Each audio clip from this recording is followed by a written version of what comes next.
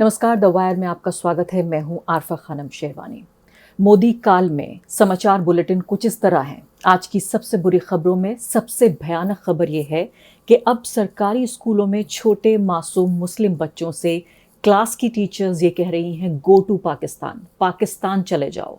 तुम लोगों का, तुम्हारे परिवारों का यहाँ पर कोई योगदान नहीं है। भारत की आज़ादी में, भारत की जो स्वतंत्रता संग्राम था, उसमें तुम्हारा कोई योगदान नहीं है। तुम लोग पाकिस्तान नहीं गए, यहाँ रह गए। अब गो टू पाकिस्तान। चंद्रयान 3 पर भारत जो चांद पर पहुंचा, इंडियन एक्सप्रेस ने कहा कि मून इज इंडियन नाउ, यानी चांद तो हिंदुस्तानी हो गया, लेकिन भारत के मुस्लिम बच्चे, मुस्लिम समुदाय अब पाकिस्तानी हो गए हैं। चंद्रयान 3 पर चर्चा चल रही थी, जिसके दौरान टीचर ने इस भयानक वक्तव्य को अंजाम दिया। एक छोटे मासूम बच्चे से, 9वीं क्लास के बच्चे से ये बातचीत की। अभी तक आपको ये लग रहा था कि शायद मुजफ्फरनगर की जो वो टीचर थी, तृप्ता नाम की टीचर, शायद कई लोग कह रहे थे कि वो शैतान है, कुछ कह रहे थे वो हैवान है, कोई कह रहे थे कि वो इस धरती की नहीं है, उसको सज़ा मिलनी चाहिए।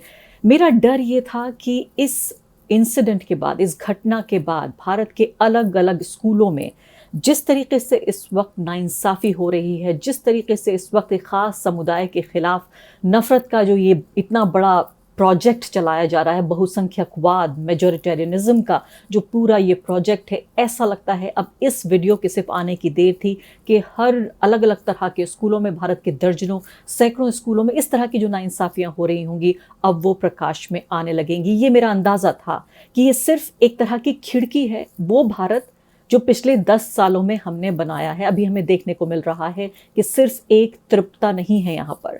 अब और ये टीचर सिर्फ यहीं पर बाज नहीं आई, ये टीचर सिर्फ इतने पे ही नहीं रुकी कि सिर्फ उसने इतना कहा होता कि गो टू पाकिस्तान। इसके अलावा ये बताया जा रहा है, एनडीटीवी की रिपोर्ट है जो बताती है कि किस तरीके से ये जो टीचर है, उस टीचर ने ये भी कहा कि तुम्हें कुर्बानी से डर नहीं लगता, बेज़बान जानवर को तुम लोग यूं ही काट के खा लेते हो, क्या होगा अगर आपको कोई काट कर खा ले। मतलब इस तरह की चीज़ें आप ये सोचिए कि यहाँ पर बोलते हुए भी एक सभ्य समाज में खबरों का ये कार्यक्रम है, और ये खबरें मैं आपके सामने बता रही हूँ कि भारत में जो टीचर हैं, मैं इन्हें भारत के टीचर नहीं कहती, मैं इन्हें कहती हूँ मोदी के टीचर, नरेंद्र मोदी, उनकी पॉलिटिक्स, आरएसएस की पॉलिटिक्स, बीजेपी की पॉलिटिक्स, उन्होंने 10 सालों में एक तरह की जो प्रयोगशाला बना दिया हमारे समाज को, और ख़ासकर हमारे स्कूल कॉलेजों को, हमारे दफ्तरों को।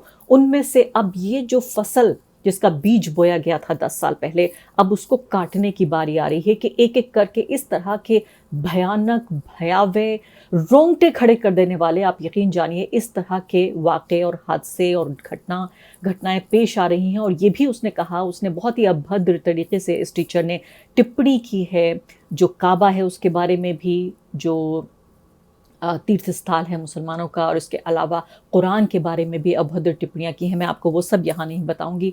ये घटना है दिल्ली के ही जो इलाका है, सर्वोदय बाल विद्यालय है गांधीनगर का, वहाँ की ये घटना है, और टीचर का नाम है हेमा गुलाटी।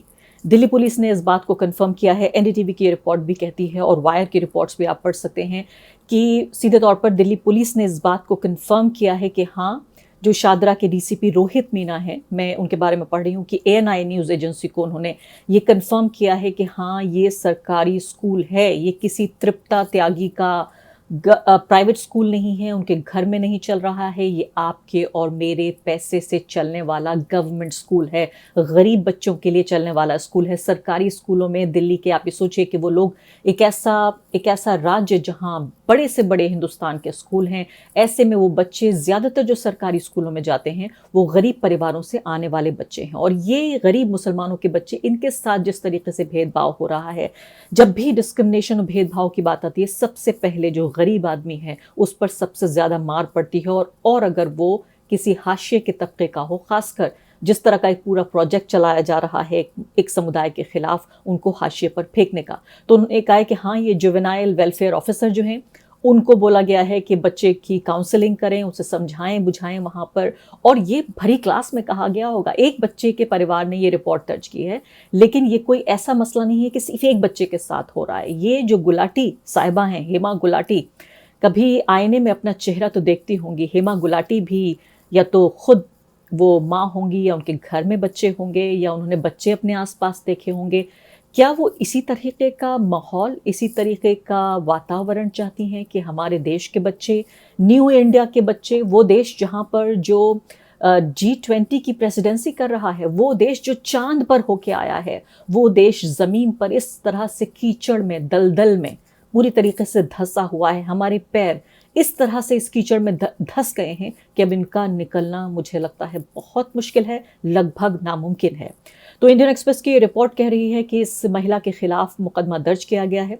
ये 23 अगस्त का ये मामला है जो अब प्रकाश में आया है, और इसके अलावा 25 अगस्त को केस दायर किया गया, लेकिन प्रकाश में मामला अब आया है। इंडियन एक्सप्रेस की रिपोर्ट कह रही है कि सेक्शंस 153A, जो कि दो समुदायों के बीच धर्म के आधार पर दुश्मनी फैलाने का आरोप है। इसके अलावा 295A, जो जानबूझकर खराब यानी मलिशियस एक्ट्स, जो दूसरे की धार्मिक भावनाएं भड़काने की कोशिश के तौर पर देखा जाता है, किसी भी धर्म का अपमान करना, 295A, और इसके अलावा 298 इस तरह के शब्दों का इस्तेमाल करना जो कि दूसरे के जो धर्म है उसकी रिलीजियस भावनाओं को ठेस पहुंचे, एक उन्हें जख्म पहुंचे। आईपीसी की धारा के तहत, इन धाराओं के तहत उसके ऊपर मुकदमा दर्ज किया गया है। और इसके अलावा ये मैंने आपको बताया कि चंद्रयान-3 के दौरान हुआ। इससे पहले ये देखिए आपके ये पूरे मामले में जिस तरीके से पेरेंट्स, अभी तो ये है कि जो उनके अभिभावक हैं वो आगे बढ़कर आ रहे हैं, क्योंकि इस एक हादसे ने, इस एक घटनाक्रम ने पूरे देश में एक तरह से एक जागरूकता पैदा की है कि हाँ, ये ऐसे मामले हैं जिस पर पुलिस को एक्शन लेना चाहिए, क्योंकि बहुत सारे तो ऐसे गरीब लोग हैं जो दिन रात की रोटी रोजी में लगे हुए हैं। वो इस तरह के कार्यक्रम, यानी सोचिए, वो ये सोच भी नहीं पाते हैं कि उनकी गरिमा का सवाल है या उनके सम्मान का सवाल है या किस तरीके से ये उनका अपमान हो रहा है। तो मैं पूरे तरीके से यहाँ जिम्मेदारी सिर्फ और सिर्फ एक तरह की विचारधारा और एक तरह का संस्थान और एक व्यक्ति पे डालना चाहती हूँ कि ये नरेंद्र मोदी की पॉलिटिक्स का फल के तौर पर हम ये देख रहे हैं 10 साल बाद। इस बच्चे का वीडियो भी उपलब्ध है सोशल मीडिया पर, लेकिन आप मेरी मजबूरी ये देखिए कि मैं वो वीडियो आपको दिखा नहीं सकती, मैं सिर्फ बता सकती हूँ कि क्या हो रहा है। बच्चे वहाँ पर जो पूछ रहे हैं, वहाँ या रिपोर्टर हैं या कोई चश्मदीद हैं, वो बच्चों से पूछ रहे हैं और बच्चे बता रहे हैं, हाँ हाँ हमारी मैम ने ये कहा, हाँ हमारी टीचर ने ये कहा। कितने दुख और तकलीफ की बात है कि इस वीडियो को मैं आपको नहीं दिखा सकती, क्योंकि भारत की सरकार अब पूरे तरीके से उसने सूचना के माध्यमों पर इस तरीके से गले पर अपने हाथ रख दिए हैं, इस तरह से गला दब रहा है मेरे जैसे पत्रकारों का, कि मैं चाहते हुए भी आपको वीडियो नहीं दिखा सकती, क्योंकि अगर मैं वीडियो दिखाऊंगी तो ये तो जुर्म दूर की बात है कि इन बच्चों के साथ क्या जुर्म हो रहा है, इनके साथ क्या क्राइम हो रहा है, इनकी ज़िंदगी के साथ खिलवाड़ क्या हो रहा है, उनको उम्र भर का ज़ख्म, उम्र भर का ट्रॉमा दिया जा रहा है। लेकिन जो लोग इस वीडियो को शेयर करेंगे, जो लोग इस सूचना को शेयर करेंगे, उनके खिलाफ कार्रवाई ज़रूर होगी।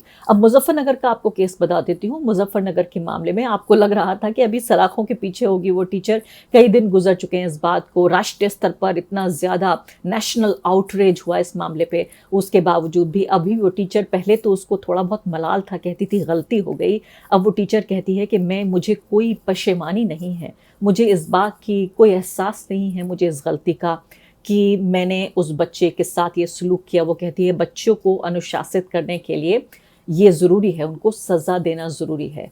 आज ये सोचिए, इस महिला के साथ ट्विटर पर इसके महिला के साथ किसके समर्थन में बाकायदा ट्वीट्स किए गए, सैकड़ों हज़ारों की तादाद में। उसके बाद भाजपा के नेता, बाकायदा वहाँ के लोकल नेता, बड़े बड़े नेता पहुँच गए और कहने लगे कि हमारा समर्थन आपके साथ है। आज तृप्ता त्यागी सिर्फ एक महिला नहीं है, एक टीचर नहीं है, वो इस बात की नुमाइंदगी करती है, प्रतिनिधित्व करती है कि हमारे स्कूलों में न जाने दर्जनों, सैकड़ों, हज़ारों ऐसी तृप्ता होंगी जिनके वीडियोज़ अभी आने बाकी हैं, लेकिन वो वीडियोज़ नहीं दिखाए जा सकते। ऑल्ट न्यूज़ के जुबैर के ऊपर केस कर दिया गया है। आपको मालूम है कि ये वीडियो शुरुआत में जब एनसीपीसीआर ने कहा कि आप ना दिखाइए इसको, इससे पहले सैकड़ों हज़ारों हैंडल्स ने, ट्विटर हैंडल्स ने, न्यूज़ चैनल्स ने बाकायदा इसको दिखाकर इस पर डिबेट की। लेकिन इस सब के बावजूद सिर्फ एक आदमी को उठाकर बाहर लाया गया, उस आदमी पे केस किया गया उत्तर प्रदेश में, वो थे ऑल्ट न्यूज़ के जुबैर। तो मोहम्मद जुबैर के खिलाफ ये मामला दर्ज किया गया है कि उन्होंने बच्चे की पहचान जाहिर करने का, उजागर करने का पाप किया है, इसलिए उनको सज़ा होनी चाहिए। हज़ारों लोगों को पीछे छोड़कर मोहम्मद ज़ुबैर ने उसके बाद वापस ट्वीट करके उसे अपनी वीडियो को डिलीट कर दिया था और वापस ट्वीट करके ये बता दिया था कि मैंने एनसीपीसीआर के कहने के बाद अब मैंने इसको डिलीट कर दिया है। उसके बावजूद भी आपको मालूम है कि मोहम्मद ज़ुबैर पर पहले भी कई तरह के केसेस हो चुके हैं, उनको जेल भी जाना पड़ा था, उसके बाद उनको ज़मानत हुई थी, काफ़ी दिन उनको, शायद 3-4 हफ्ते उनको जेल में रहना पड़ा था। लेकिन एक व्यक्ति को निशाना बनाया जा रहा है क्योंकि वो व्यक्ति जो भारत में जो कुछ हो रहा है उसका पर्दाफाश कर रहा है, एक ऐसा पत्रकार, एक ऐसा फैक्ट चेकर जो शायद मैं कहती हूँ कि भारत में बहुत कम ऐसे लोग हैं जिनका काम इतने गहरे प्रभाव का काम है जितना मोहम्मद ज़ुबैर का और ऑल्ट न्यूज़ का है।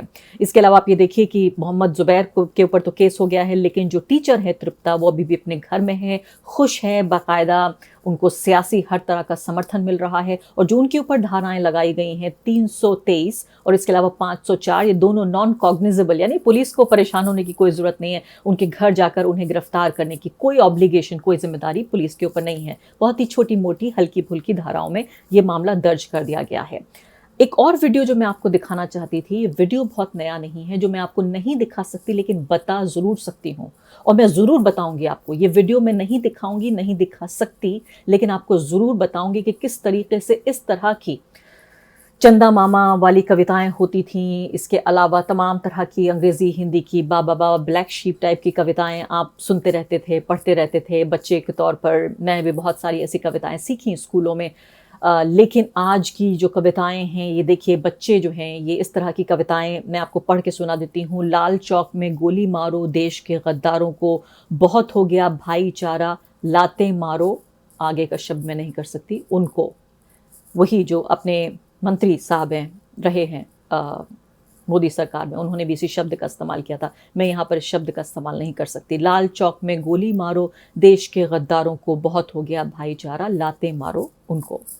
कश्मीर पे रहते हैं, खाते हिंदुस्तान का, फिर भी गाते रहते हैं गीत पाकिस्तान का।